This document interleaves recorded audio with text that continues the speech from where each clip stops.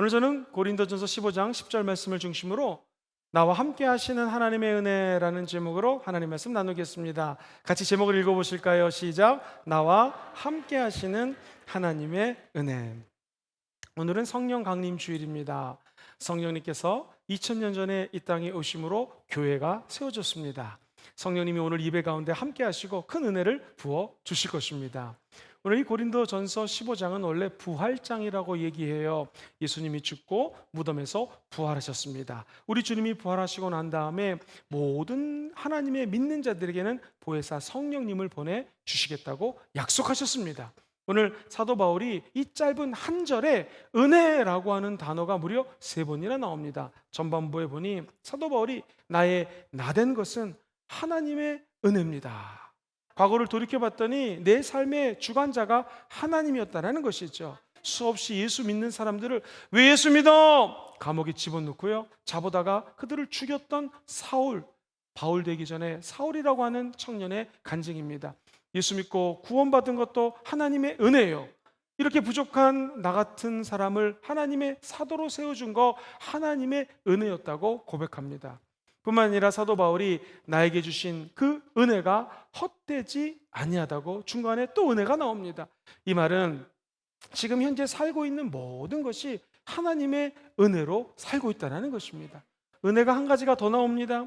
오직 나와 함께 하신 하나님의 은혜라. 내 미래를 바라보며 가만히 생각해 보니까 나의 미래, 나와 함께 하실 하나님이 철저히 은혜를 준비해 놓으셨다는 사실입니다.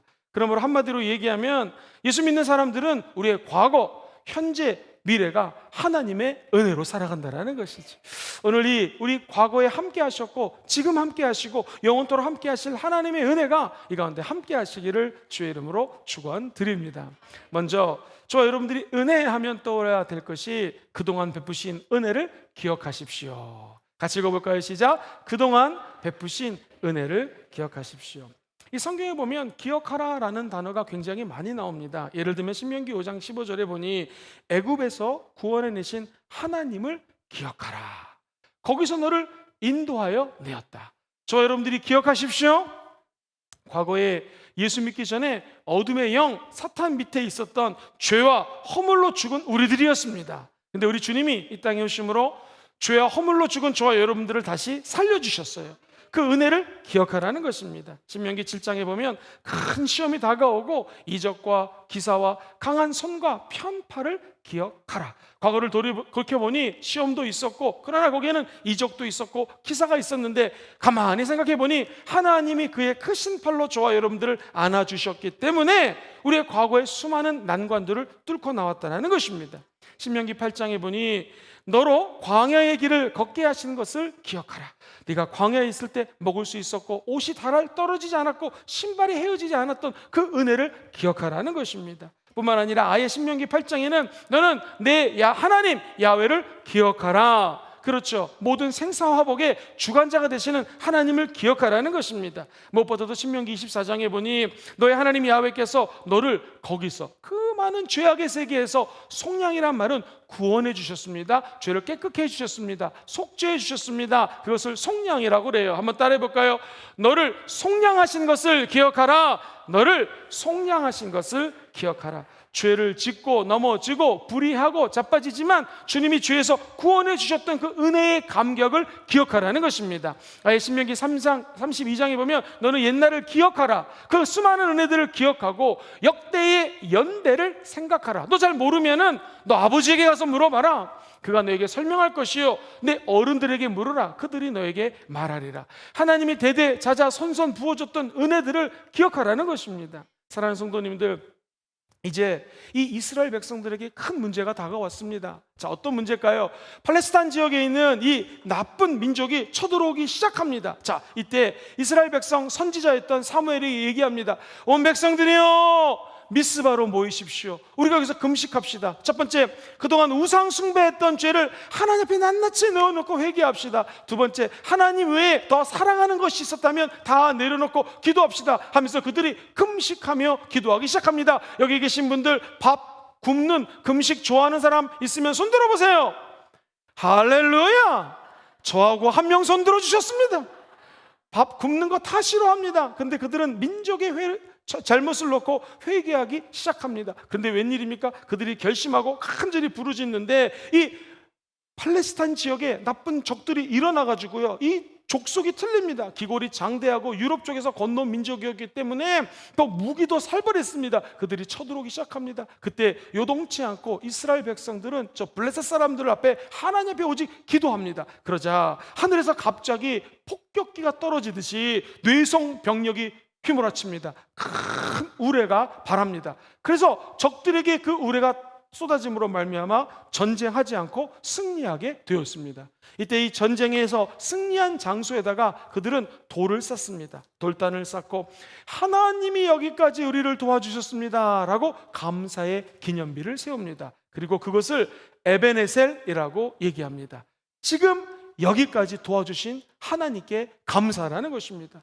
우리도 인생을 돌이켜보면 예수 믿기 전에 마귀에게 종노릇하고 늘 어려움 가운데 살았을 때가 있었습니다. 웬 은혜인지 하나님이 예수 십자가의 폭격기와 같은 핵폭탄의 능력으로 저와 여러분들을 구원해 줬습니다.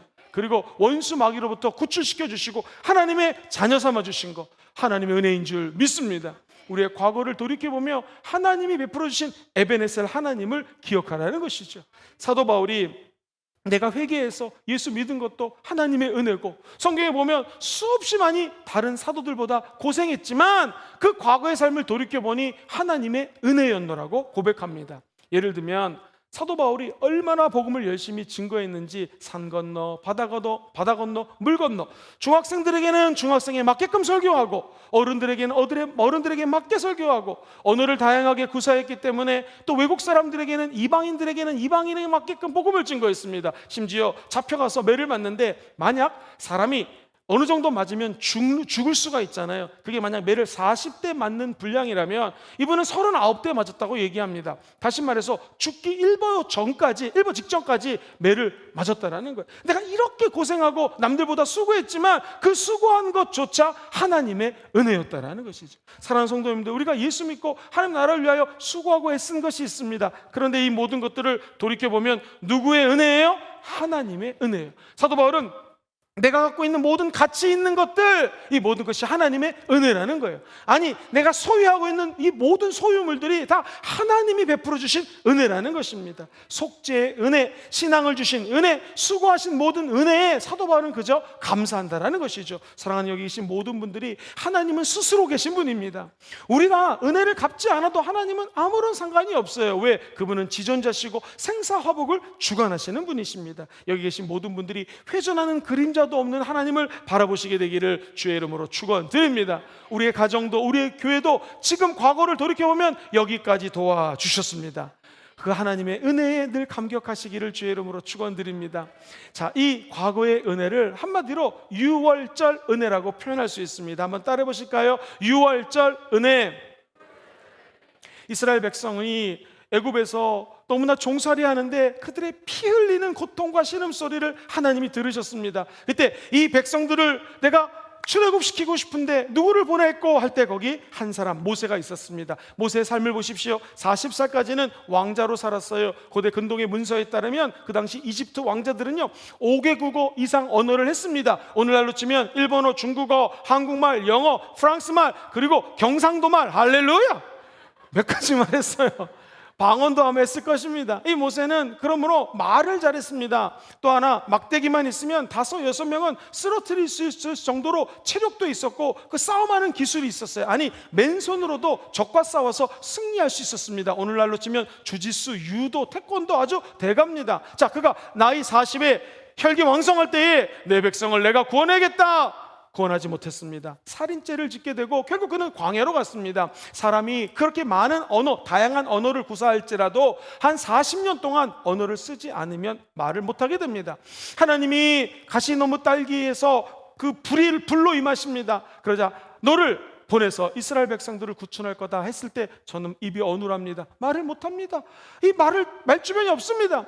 네가 왜 걱정하느냐? 말 잘하는 아론을 붙여주겠다고 말씀하십니다. 그리고 그는 이제 40년 동안 광야에 헤매고 있었기 때문에 나이가 80입니다. 지팡이 아니면 의지할 곳이 없어요. 그러나 하나님은 저와 여러분들의 연약함을 쓰십니다.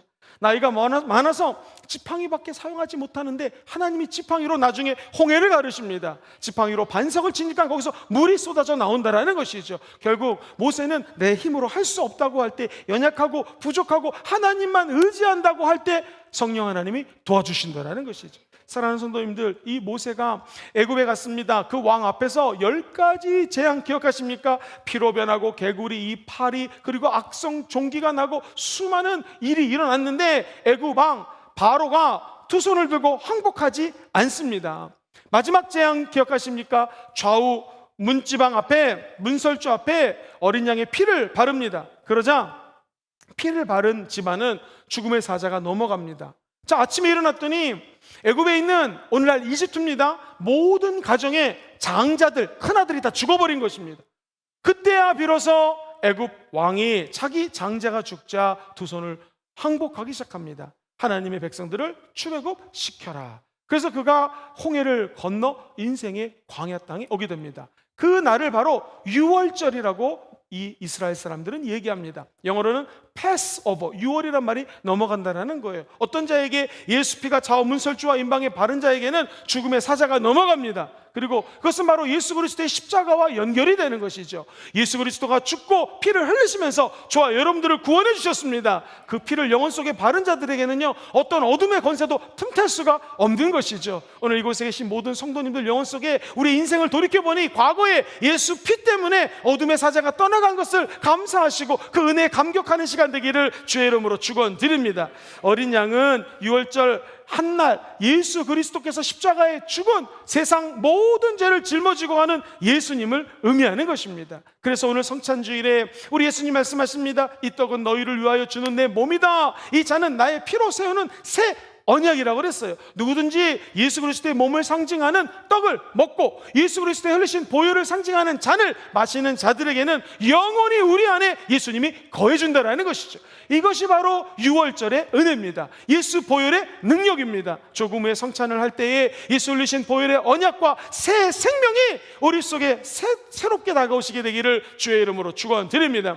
제가 중학교 다닐 때 일이었습니다. 제 친구 중에 반에서 한 12등 정도 하는 친구가 있었어요. 그런데 이 친구가 갑자기 성적이 5등권 안으로 들어왔습니다. 야, 너 어떻게 그렇게 5등 안에 그렇게 들었니? 그랬더니 지금도 기억합니다. 자기는 예수를 믿는데 어저께 성찬식을 했대요. 예수 그리스도의 몸된 그 떡을 먹고 피를 마시면서 하나님께 이렇게 기도했대요. 주님이 진짜 이거 먹고 마시면 내 안에 계신다면 저 성적 좀 올려주세요. 기도를 했대요. 그런데 이상하게 어젯밤에 벼락치기를 했는데 벼락치기 한 것에서 다 나오더라는 거예요. 그래가지고 보통 한 12등, 13등 했던 친구가 5등으로 이렇게 올라갔던 기억이 있습니다. 사랑하는 성도님들, 정말 예수 그리스도의 은혜와 보혈은 체험하지 않으면 알 수가 없습니다. 오늘 예배드린 여러분들이 성찬식 마치고 하나님께 기도하시고 유월절의 은혜를 체험하시기를 주의 이름으로 축원드립니다. 과거에 그렇게 많이 베푸셨던 하나님의 은혜 따라해볼까요? 에베네셀의 은혜, 유월절의 은혜였습니다. 유월절의 은혜였습니다. 그렇다면 지금 현재는 무엇인가요? 오늘 성경은 본문이 강조하는 것은 지금 이 순간에 만족하고 자족하라는 것입니다. 같이 저를 따라해 보시죠. 지금 현실에 자족하십시오. 그렇습니다. 은혜 안에 있으니 받은 바 은혜를 만족하고 자족, 스스로 감사하는 자에게는 하나님이 또 다른 은혜를 주신다라는 것이죠. 예를 들어 보겠습니다. 성도님 중에서 혹시 아파트 사시는 분 계십니까? 빌라에 사시는 분 계십니까? 혹은 단독주택에 사는 분 계십니까? 집은 10평, 20평 작은 집에 사는 분 계십니까? 큰 평수에 사는 분 계십니까? 중요한 건 내가 어디에 사는 것이 중요한 것이 아니라 우리 집에 예배 드리고 기도하면 성령님이 그 가운데 함께 계신다라는 거예요. 그럼 우리는 내가 어디에 살든지 그 어디나 하늘나라라는 거예요. 누구 집에 갔을 때 집이 화려하고 크고 좋다고 해서 부러워하지 마십시오. 예수 그리스도가 있는 곳에 자족할 수 있고 만족할 수 있고 감사할 수 있다라는 것입니다. 지난주에 우리나라의 앞으로 차세대 순복음 교단을 이끌 각 지역에서 한 1000명 넘는 성도들을 이제 섬기고 있는 담임 목사님들이 한 7가정이 와서 부산에서 같이 수련회를 했어요. 그 중에 한 목사님의 간증입니다. 그분이 원래는 교통사고가 크게 나서 불구자가 되었는데 하나님이 치료해 주시는 거예요. 그리고 예수 보혈을 붙들고 늘 기도를 하는데 그 전에 신방 가면 마루에 앉아가지고 예배 드리고 안수기도 하고 집에 왔는데 어느 날 하나님이, 그 이제 외국에서 공부를 많이 하셨는데 territorial spirit이라고 그래서요, 지역 귀신, 각 지역마다 악한 영이 있는데 제일 핵심 포인트가 하나님의 성전, 하나님의 가정은 그 지역에 위치한 하나님의 영이 거하는 성소라는 거예요. 그래서 그분이 그 다음부터 신방 가면은요, 주인에게 허락을 받고 집사님 죄송합니다 하면서 안방에 가서 예수피 예수피 예수피, 화장실에 가서 예수피 예수피 예수피, 문을 열 수 없는 데는요 문지방 앞에서 예수 보혈을 바르면서 이 집은 하나님의 영이 거하는 하나님의 성전이다, 영역 표시하는 거예요. 그러므로 원수마귀가 떠나갈지어다, 이렇게 예배를 드리고 온다라는 거예요. 이제 제가 여러분 집에 신방 가면 목사님이 갑자기 돌아다니시면서 중얼중얼 기도를 하시면 이 땅이, 이 가정이 예수 가정이 됐음을 선포하시는구나 라고 아시면 좋을 것 같습니다. 좋은 거 배웠습니다. 그 말의 핵심은 무엇입니까? 하나님의 임재가 있는 것이 그 어디나 하늘나라 가장 행복한 장소가 된다는 것이죠. 사랑하는 성도님들, 재미있는 얘기 하나 해드리겠습니다. 어떤 교회에서 있었던 일이에요. 새 성도가 목사님 설교하는데 임마누엘 그러시더래요. 그래가지고 조금 오래된 성도님에게 물어봤대요. 성도님, 집사님, 임마누엘 뜻이 뭐예요? 그랬더니 그분이 많이 들었는데 헷갈려. 그래가지고 하나님을 찬양하라 이런 뜻입니다. 강하고 담대하게 얘기했어요. 새 신자가 그러면은 할렐루야는 무슨 뜻이죠? 가만히 있어봐, 이것도 하나님을 찬양하라는데. 그래서 너무 많이 질문하지 말고 무조건 믿으세요 이렇게 얘기했어요. 여러분, 임마누엘은 무엇입니까? 우리 예수 그리스도께서 저와 여러분과 이 자리에 함께 하시는 것을 임마누엘이라고 한다는, 우리 예수님이 저와 여러분과 함께 하십니다. 그래서 지금 현재 자족하라는 것은 임마누엘 하나님으로 만족하라는 것이죠. 사랑하는 성도님들, 많은 사람들이 행복하려고 별의별 짓을 다 합니다. 건강하려고 개구리 잡아먹고 뱀 잡아먹고 난리를 떱니다. 근데 진짜 행복은 어디 있습니까? 하나님이 영이 거하는 임마누엘 예수님과 함께 할 때 진짜 만족이 있는 줄 믿습니다. 지난 금요일 날 우리 오희성 목사님 오셔서 설교하시는데 참 은혜를 많이 받았어요. 예배 마치고 잠시 교제하는데 목사님 그러시더라고요. 이 캐나다 런던 지역에 한인교회가 몇 개 있는데 그 많은 교회 중에서 2교회만 자기 성전이 있고 나머지는 다 캐나다 사람들이 쓰는 성전을 빌려 쓴다는 거예요. 그래서 캐나다 런던 순복음 교회도 2시 예배를 캐나다 분들이 쓰시고 난 다음에 예배를 드립니다. 부족한 교회 정도, 저도 호주에서 한 10년 이민 목회를 경험했는데 일단 자기 교회가 있는 거 없는 거 너무 틀리다라는 거예요. 그러면서 오 목사님, 이렇게 성전에 있는 거 너무나 하나님께 감사하다는 간증을 해주셨습니다. 지난 코로나 시간이 떠올랐습니다. 2, 3년 동안 교회에서 10명 예배 드리셔야 됩니다. 20명, 10%, 20%, 30% 하면 생각해보니 우리 교회는 하나님의 은혜로 모든 문제가 하나도 없이 잘 넘어갔어요. 왜 그럴까요? 이미 1000명 정도 앉을 수 있는 성전이 있기 때문에 100명 예배 드리면 되고, 20%면 200명 모이면 되고, 30%면 300명 모이면 되고, 할렐루야! 모자라면 6층 가세요. 7층, 8층 위로 올라가면 예배를 드릴 수 있기 때문에 하나님의 은혜로 지내왔다라는 것이죠. 지금 이 순간에도 우리 하나님은 함께 하십니다. 그 은총이 늘 함께 하시기를 주의 이름으로 축원드립니다. 이것을 한번 따라해볼까요? 임마누엘 은혜. 보라, 처녀가 잉태하여 아들을 낳을 것이요 그 이름을 임마누엘이라 하리라 하셨느니, 이걸 번역하면 한번 따라해볼까요? 하나님이 우리와 함께 계시다. 시작. 하나님이 우리와 함께 계시다. 이것은 하나님이 함께 계신 것을 잊지 않게 되기를 주의 이름으로 축원드립니다. 야곱이라는 사람이 떠오릅니다. 야곱은 형을 속이고 아버지를 속여서 장자권을 쟁취했습니다. 할렐루야, 기뻐했는데 웬일 들통이 나고 엄마를 통해서 간신히 1500리 떨어지는 곳으로 도망을 갑니다. 말이 1500리지 이 심리가 150번을 가야 되니 얼마나 힘들었겠습니까? 도망치다가 중간에 베개가 없어서 돌 베개를 짊어지고 잠을 잡니다. 그때 갑자기 환상이 보여요. 이 사기꾼 같은 야곱에게 하나님이 환상을 보여줍니다. 사닥다리가 보이더니 하나님의 천사들이 와르락 내리락 하는데 그것이 하늘 끝까지 닿았습니다. 그러면서 주의 음성이 들립니다. 창세기 28장 15절에 보니 내가 너와 함께 있어 네가 어디로 가든지 너를 지키며 너를 이끌어 이 땅으로 돌아오게 할지라. 그 다음부터 같이 읽어봐요. 시작. 내게 허락한 것을 다 이루기까지 너를 떠나지 아니하리라 하신지라. 할렐루야. 하나님은 우리를 부족하고 연약하고 사기꾼 같은 존재라 할지라도 함께 하십니다. 하나님 주신 사명을 이루기 전까지는 절대로 하늘나라로 데려가지 않습니다. 그러므로 오늘 이 자리에 함께 계신 하나님과 늘 동행하시기를 주의 이름으로 축원드립니다. 우리가 잘 아는 톨스토이라고 하는 사람이 조그만 글을 적었는데 세 가지 질문이라는 우화에 나오는 글입니다. 이렇게 질문합니다. 여러분, 가장 중요한 때는 언제십니까? 두 번째, 가장 중요한 일은 무엇입니까? 세 번째, 가장 중요한 사람은 누굽니까? 라고 질문을 합니다. 자, 그러자 지금이 가장 중요한 때라는 거예요. 가장 중요한 일은 뭘까요? 지금 하고 있는 일, 저와 여러분들이 예배를 드리고 있잖아요. 이 일이 제일 중요하다라는 것입니다. 제일 중요한 사람이 누굴까요?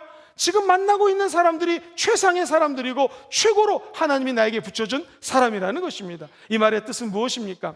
언제가 중요해요? 지금이 중요합니다. 무슨 일이 중요해요? 지금 하고 계신 일이 중요합니다. 누가 제일 중요한 사람이에요? 여러분의 아내, 여러분의 남편, 옆에 앉아서 함께 예배드리는 분이 이 세상에서 제일 중요한 사람이라는 것이에요. 이것이 바로 임마누엘의 은혜입니다. 하나님이 함께 하시는 그 자리가 가장 소중한 자리요, 최고의 은혜의 자리라는 것이에요. 여러분의 미래에 하나님의 이 은혜가 함께 하시기를 주의 이름으로 축원드립니다. 지금 말하는 순간도 과거로 지나가고 있습니다. 그런데 우리가 미래를 위해서 고통을 당한다, 이거 중요하지 않습니다. 더 중요한 건 뭐예요? 지금 이 자리에서 고난 가운데 있다 할지라도 하나님과 함께 하는 게 중요합니다. 그럼 그 고난도 기쁨이 되는 것이죠. 어려운 일이 있다 할지라도 성령과 함께 하면 그 자리에, 지금 이 자리에 역사하시는 하나님, 현재 함께 하시는 하나님이 함께 하셔요. 그래서 성경은 고린도후서 6장 2절에 이렇게 얘기를 합니다. 보라, 지금은 은혜 받을 만한 때요. 보라, 지금은 무슨 날이에요? 구원의 날이요. 어떤 사람이 하나님께 요구를 했습니다. 하나님, 여기 쌀 항아리가 있는데 쌀 좀 채워줘야죠. 너무 가난합니다. 여기 고기 항아리가 있는데 고기가 없어요. 여기 과일 항아리가 있는데 과일이 하나도 없습니다.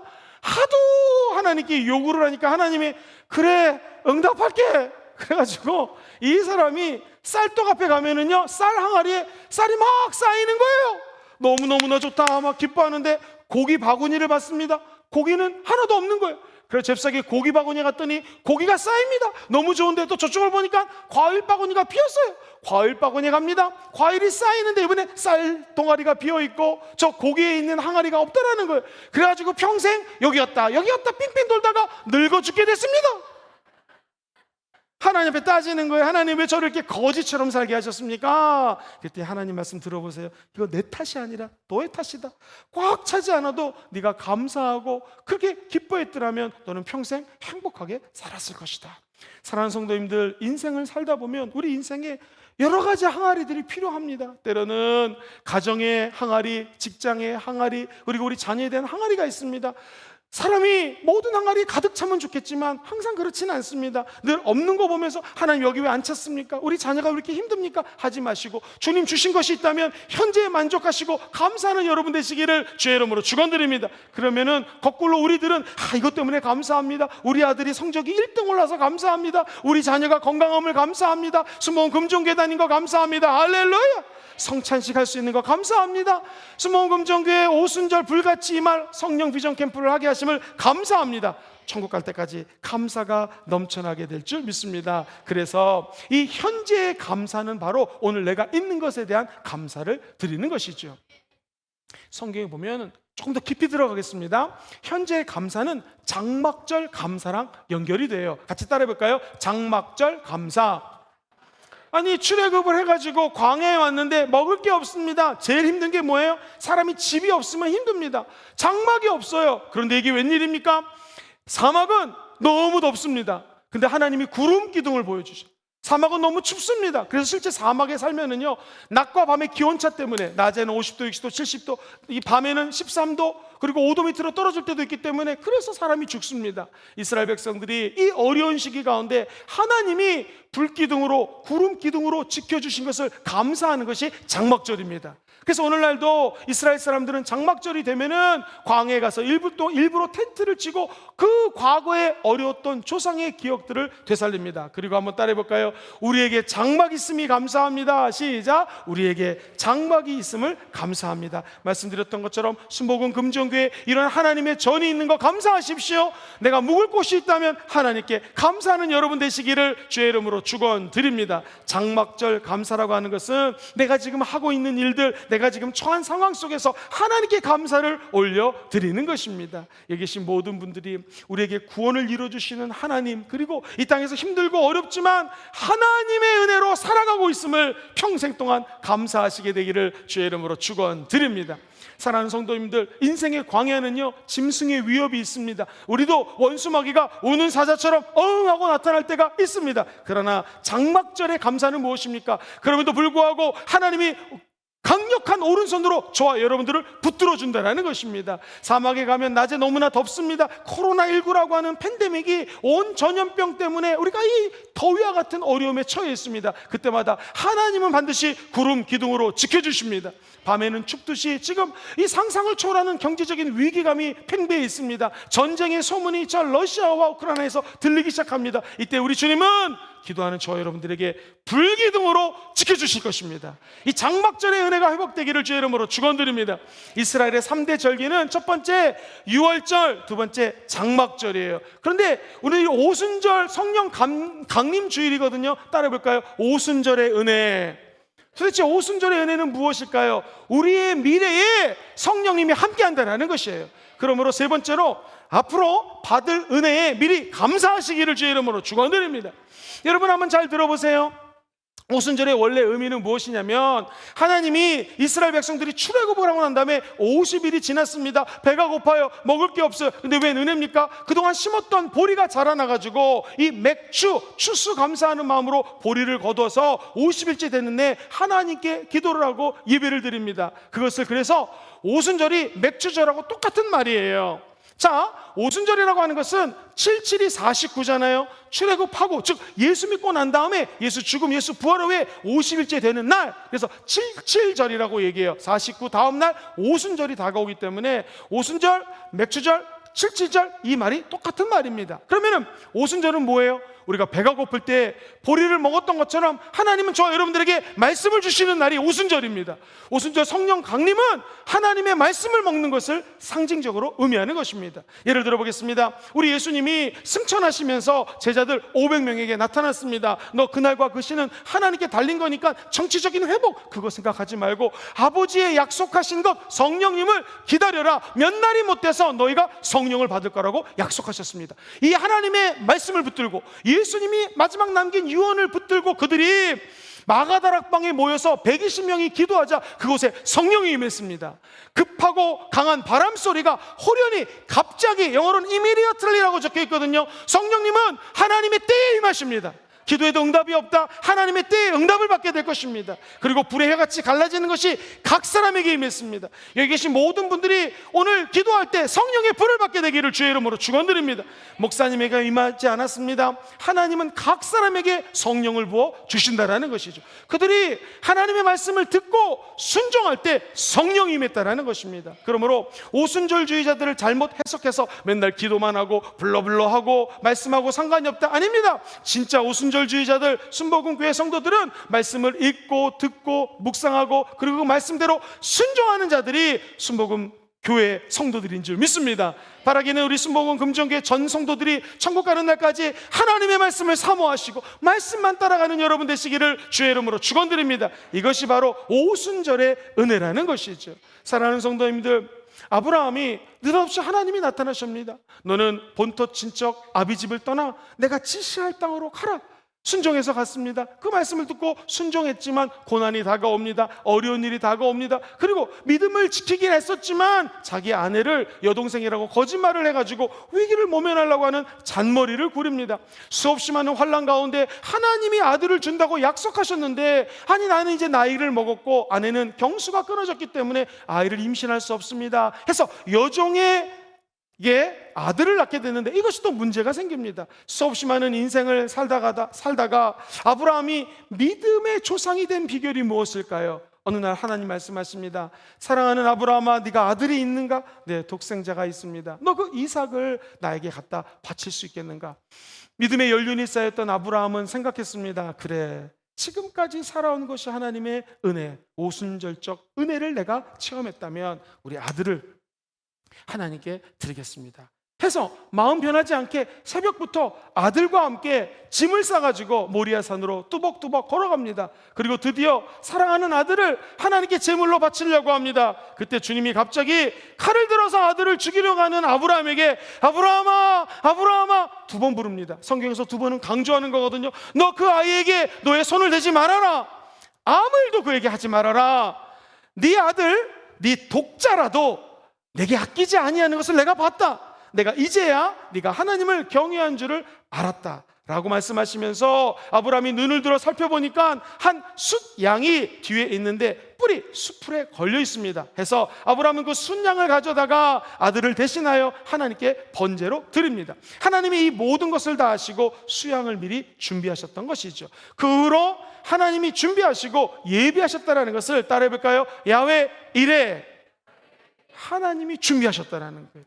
오순절의 진정한 의미는 무엇입니까? 우리 예수님이 약속하셨어요. 내가 아버지께로 가는 것이 너희들에게는 유익이다. 왜? 그가 오시면, 성령이 오시면, 보혜사가 오시면 너희들에게 의에 대해서, 진리에 대해서, 심판에 대해서 말씀하실 것이다. 무엇보다도 너희들을 고아처럼 내버려두지 아니하고 성령이 너와 함께 할 거다라는 것입니다. 그러므로 우리가 미래를 두려워하지 않을 것은 이 오순절날 성령 강림하심으로 말미암아 우리 미래에 성령님이 함께 모든 길을 예비해 놓으시고 지도해 놓으시고 만들어 놓으셨다는 걸 믿으셔야 됩니다. 여러분의 가정을 너무너무나 기도하시면서 두려워하지 마십시오. 우리의 자녀들의 미래도 안타깝게 생각하지 마십시오. 하나님이 다 예비해 놓으셨습니다. 이게 야훼 이레의 하나님이십니다. 우리 오순절주의자들, 성령 받은 사람들은 미래를 두려워하는 것이 아니라 기도하면 성령 충만함으로 미래를 개척할 수 있는 은혜를 성령이 부어주신다는 것이죠. 여러분, 우리 교회 34년 동안 하나님이 지켜주셨습니다. 저는 믿습니다. 이 교회가 앞으로 70세가 되고 100세가 될 때 하나님의 더 큰 은혜와 축복이 우리 가운데 함께 하실 것입니다. 아니, 천년의 부흥을 주도하는 교회가 될 줄 믿습니다. 여러분, 우리의 교회의 미래도 하나님께 맡기셔야 됩니다. 목욕탕에 가시면 중요한 물건은 주인에게 맡기세요 라고 적혀져 있습니다. 마찬가지입니다. 미래를 두려워하지 마시고 중요한 모든 문제를 우리의 주인 대신 성령 하나님께 맡기십시오. 이것이 오순절 성령 강림 주일에게 우리에게 주시는 하나님의 메시지인 것입니다. 단순히 방언받고 기도 많이 하는 것으로 만족하지 마시고 하나님의 말씀을 따라 기도하십시오. 맥주절날 그들이 음식을 먹었던 것처럼 하나님의 영적인 말씀을 사모하시고 말씀을 읽고 날마다 말씀과 함께 하십시오. 그러면 우리 미래에 성령님이 도와주십니다. 함께 하십니다. 여러분의 손을 절대로 놓지 않으실 것입니다. 오늘 2000년 전에 임했던 성령 하나님이 이 자리에 함께 계십니다. 기도하는 것들마다, 아뢰는 것들마다 오순절 이 성령주일, 강림주일에 우리 성령님이 저와 여러분들의 심령을 붙드시고 놀라운 은혜 세계로 인도하시게 되기를 주의 이름으로 축원드립니다. 이영표 선수 기억하실 것입니다. 우리가 잘 아는 2002년, 즉 20년 전에 우리 한국이 월드컵 4강 가는데 주역을 했던 선수입니다. 자, 이분이 간증을 하셨는데 원래 이분은 개막 당시 부상으로 월드컵에 출전할 수가 없었습니다. 그 전에 미리미리 기도로 준비하기를 성적이 좀 좋은 성적이 돼서 나도 나중에는 유럽에서 좀 뛸 수 있도록 해주시고 간절히 기도했는데 첫 경기에 나갈 수 없게끔 발이 고장이 났어요. 근데 하나님의 은혜로 그 월드컵 호에 승선하게 되었고 두 번째 경기에 박지성 선수에게 어시스턴트를 해가지고 골을 넣습니다. 그리고 그 다음 주에 안정환 또 선수에게 어시스턴트를 해가지고 두 골을 도움을 줍니다. 자, 어떤 일이 벌어졌을까요? 진짜 4강에 올라가게 되었습니다. 그가 고백하는 것은 하나님이 다리를 다쳐서 월드컵 출전이 희미해질 때 이런 음성을 주더래요. 너 그 월드컵 경기를 포기할 수 있겠니? 그렇게 많이 기도하고 연습했는데 하나님, 가만히 생각해 보니까 월드컵에 나가서 성적이 좋으면 내 이름을 빛내게 하고 유럽에 나가서 축구 선수가 되면 돈을 많이 벌고 내 중심으로 생각했습니다. 내가 월드컵을 포기하겠습니다. 그러자 하나님이 임재해 주셔서 거꾸로 전화위복이 되고 월드컵에 출전하게 되었고요. 4강 신화를 이룰 수 있는 그 기염을 토해낼 수 있었다는 것이죠. 그 후의 일입니다. 대부분의 사람들은요, 하나님께 응답받고 교회를 떠나는 경우가 있어요. 심지어 하나님을 떠날 수도 있습니다. 내가 그렇게 질병이 있어서 치료해달라고 기도했는데 치료받고 난 다음에는요, 입술을 싹 씻는 경우도 있습니다. 물질이 필요해서 기도해서 응답받았는데 다음에는 그 물질을 다시 또 허랑방탕하게 쓰는 경우도 있습니다. 근데 이 박지성 선수하고 친했던 이영표 선수가 잘한 게 하나 있어요. 그게 뭐냐면 월드컵 끝나고요, 무려 6개월 동안 새벽 제단을 쌌습니다. 간절히 하나님께 기도합니다. 그런데 하나님이 느닷없이 이런 말씀을 주시더래요. 너 이제 유럽에 가서 뛰게 될 것이다. 아유, 하나님, 저게 그런 복이 있을까요? 여러분, 정확히 2주 있다가 히딩크 감독에게 전화가 왔습니다. 유럽에 와서 뛰라고. 그리고 5주 있다가 사인을 합니다. 결국 그는 네덜란드 아인트호벤이라는 팀에 가서 또 선수 생활을 이어갈 수 있는 기적을 체험하게 되었습니다. 이영표 선수의 간증입니다. 저의 능력이라기보다는 하나님의 보이지 않는 손이 저를 감싸주시고 돌봐주시고 인도해 주셨습니다. 저와 여러분의 미래가 이렇게 될 것입니다. 첫째, 저 여러분들이 갖고 있는 모든 것들을 내려놓으시고 예수와 함께 죽음에 참여하시기를 주의 이름으로 축원드립니다. 우리가 죽으면 예수가 삽니다. 기적이 일어날 것입니다. 두 번째, 은혜 받고 난 다음에 은혜를 헛되이 받으시면 안 됩니다. 하나님께 은혜 보답하시고 그 은혜 늘 감사하시는 전 성도들이 되시기를 주의 이름으로 축원드립니다.